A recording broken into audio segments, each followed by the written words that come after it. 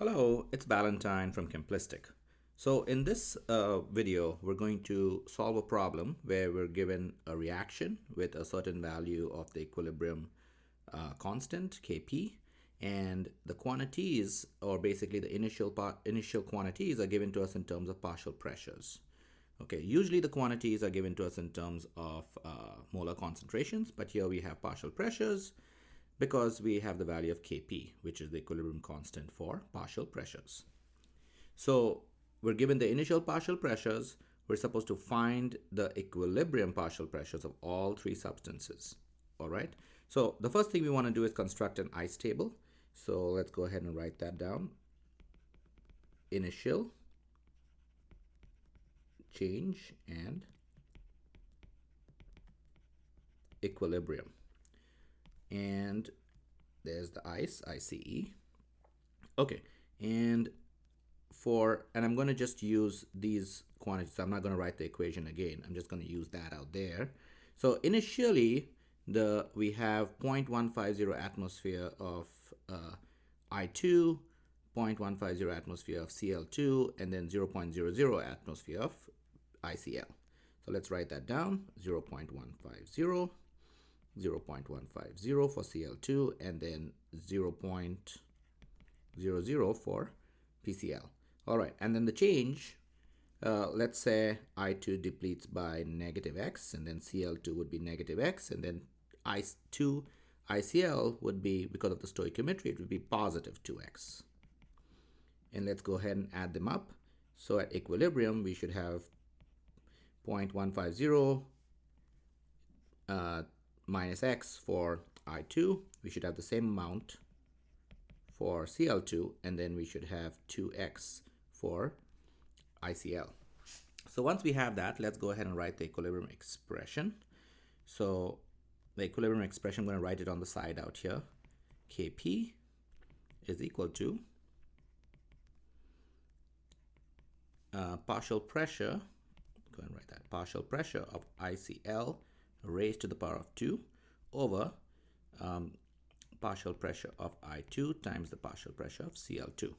Quick reminder out here, partial pressure of ICl raised to the power of 2 is because of the coefficient of 2, and then partial pressure of I2 and partial pressure of Cl2 is because of are not raised to 1 essentially. That's because the coefficients are 1. All right, so once we have that down, now we'll just plug and play. So let's go ahead and put that in here. So Kp, let's put the value of Kp in, which is 81.9. And then the value of PiCl2 is 2x squared over. Now it turns out, since we have 0.150 minus x for both partial pressures for I2 and Cl2, and since both those terms are kind of multiplied out here, it's essentially 0.150 minus x squared. Okay, so once we have this, we have a square at the top, we have the square at the bottom. To solve this, let's take the square root of the whole thing. So if you take the square root of the left-hand side and then square root of the right-hand side, then we get the square root of the left-hand side gives us 9.049, and the right-hand side is 2x over 0.150 minus x. Now I'm going to multiply this denominator with this because I'm trying to get rid of that denominator. So basically I'm multiplying both sides with this quantity, and that gives me 1.357 minus 9.049x is equal to 2x. Next I combine the x's, which gives me 11.049x is equal to 1.357. And then if I solve for x out here, I get x is equal to 0.1228 atmosphere. Okay, so pay attention out here, because I'm not rounding to the correct number of significant figures. I'm carrying a few extra decimal places simply because I'm going to save that for the end. Okay, I don't want any rounding errors. So no premature rounding out here.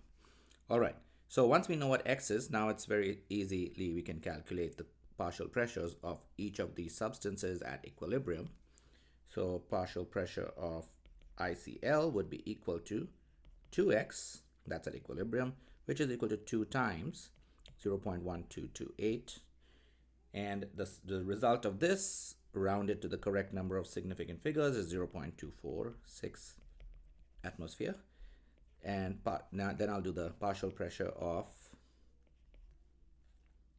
I2, which happens to be the same as the partial pressure of Cl2 at equilibrium, because both of these are the same quantity. That is equal to 0.150 minus x, which is 0.1228.